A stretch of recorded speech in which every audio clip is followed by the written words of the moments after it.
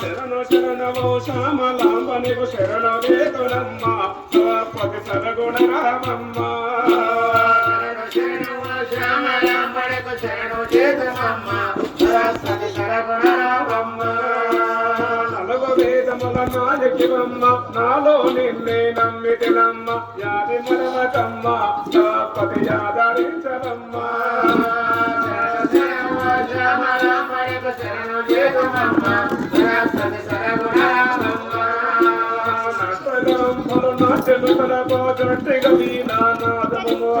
అటేవాసమన పైబటలేమో యాది మరమకమ్మ సరస్వతి యాదరించవమ్మ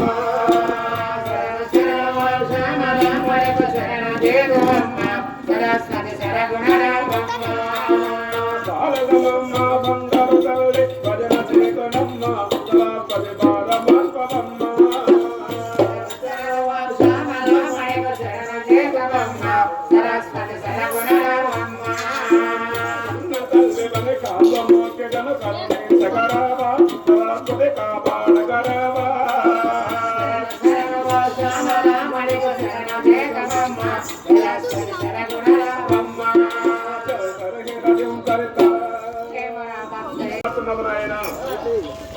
ఎంత మీద వాడే శంకరుడు ఓంకారేశుండో ఎడలోకాలెల్లా తిరిగినాడు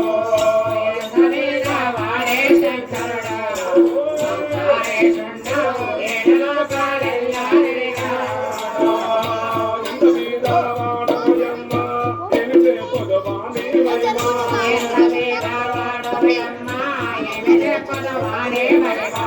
ఇతలోనే హాకాలయ్యి అన్నపూర్ణ మహన్నావడిగే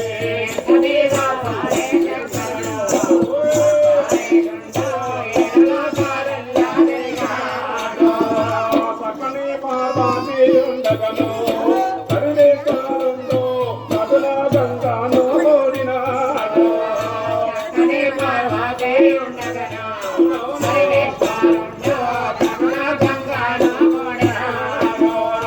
కండలకు కరియాలో లేక పాముల వేసుకోడే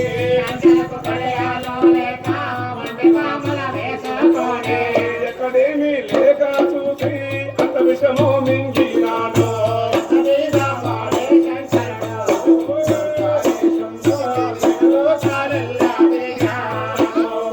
కట్టడందకు వస్త్రము లేకుంటే కైలాసనాథుడు కట్టనోపులు రాదో చరమా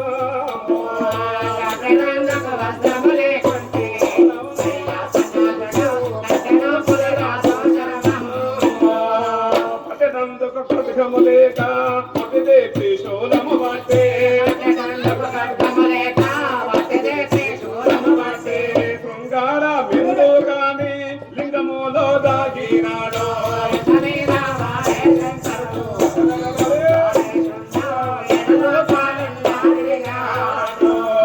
సదుపంతో లారి ఎవరికైనా తన కర్మము చేత విధనలో తప్పబోదయ్యా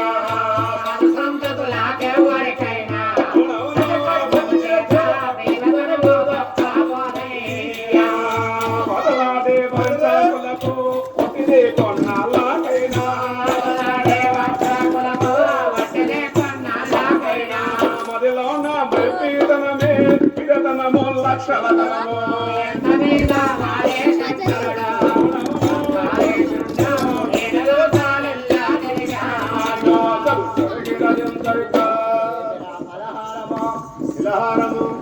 కైలాసపతిని కూడా ఇలా వేడుకున్నాము.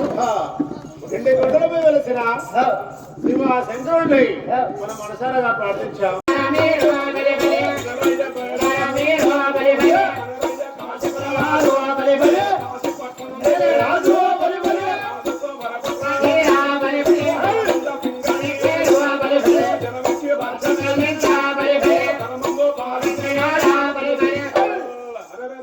ఒక్క దినం పోనా పోలండు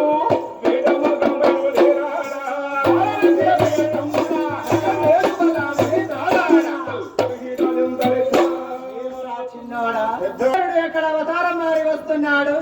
శంకరుడు అవతారం మార్చి ఉత్తరా భాగం లోపల క్షత్రియులైన వారి గ్రామం కాశీపడినం. అక్కడ ఎవరున్నారు? క్షత్రియులనగా విజయసింహరాజు అతని భార్య తిలకమ్మ. వారి గర్భంలో శంకరుడు జన్మించాడు. ఏం పేరు పెట్టారు? అతని పేరు ఆనంద సింహరాజు అని పేరు పెట్టాడు. ఆనంద రాజు రాజు అనే పిల్లవాడు చిన్నగా పెరిగి పెద్దవాడై ఆ గ్రామంలో విలువిద్యలు నేర్చుకున్నాడు. విలువిద్యలు నేర్చుకుని 12 సంవత్సరాల బాలుడయ్యాడు. ఆ 12 సంవత్సరాల బాడు కాగా ఆ అడవిలో ఒక విచిత్రం జరుగుతుంది. ఆ గ్రామంలో ఏం కొరత ఉన్నది? అన్ని కొరతలు ఉన్నాయి కానీ ఒకటే కొరత. ఏమిటి? ఆ గ్రామంలో ఆ కొరతగా నేను తెలుసుకుందాం. అయ్యా ఎప్పుడైతే రాజ్యం లోపల అన్ని ఉన్నాయి కానీ అడవి లోపల కష్టం ఉన్నది. ఏమిటి? ఈ రైతుల మొత్తం మొక్క సేన్లు, పల్లి సేన్లు, పంట సేన్లు మొత్తం సేన్లు వేసుకున్నారు. అడవి లోపల జంతువులు వచ్చి ఆ పంటలు మొత్తం తొక్కి తిని ఖరాబ్ చేస్తున్నాయి. ఒరే బాబు, ప్రజల కష్టం వచ్చి వచ్చి చెప్పుకుంటారు. గ్రామంలో ఉన్న ప్రజలకు కష్టం వస్తే గ్రామ పెద్దలకు చెప్పుకుంటారు. ఆ రాజ్యంలో ఉన్న ప్రజలు వచ్చి ఆ విజయసింహ మహారాజు ముందు ఎలా మొరబెట్టుకుంటారు నాయన. ఓ రాజుగారు నమస్కారం. నమస్కారం ప్రజలారా. రాజుగారు, మేమందరం ఈ గ్రామంలో బతకలేము. ఎందుకోసం? ఎక్కడైనా వలసపోయి బతికి వస్తాం. ఎందుకంటే అడవిలో ఉన్న జంతువులు వచ్చి మా పంటలను పాడు చేస్తున్నాయి. పంటలు పాడైపోయిన తర్వాత మేము మా భార్య పిల్లలు ఎలా